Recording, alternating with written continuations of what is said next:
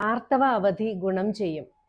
Manage ചെയ്യാൻ വളരെയധികം ബുദ്ധിമുട്ടുള്ളവർക്ക് ഇതൊരാശ്വാസമാണ്. മാസത്തിൽ 3 ദിവസം ഒരു സ്റ്റുഡൻറ് ലീവ് എടുത്താൽ 10 മാസമാകുമ്പോൾ 30 ദിവസമാകും. ഈ പോർഷൻസ് എല്ലാം കവർ ചെയ്യേണ്ടതുണ്ട് ഡെയിലി പോർഷൻസിൻ്റെ കൂടെ തന്നെ. പബ്ലിക് എക്സാംസിനും യൂണിവേഴ്സിറ്റി എക്സാംസിനൊന്നും ഈ ഫെസിലിറ്റി അവൈലബിൾ അല്ല. ഇതിന് പ്രാക്ടിക്കലി ചില ഡിഫിക്കൽട്ടീസ് ഉണ്ട്.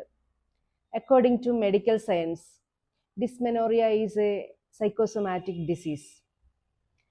മനോജന്യ രോഗമായിട്ടാണ് വേദനയുള്ള ആർത്തവത്തെ മെഡിക്കൽ സയൻസ് കണക്കാക്കുന്നത്, നോക്കിക്കാണുന്നത്.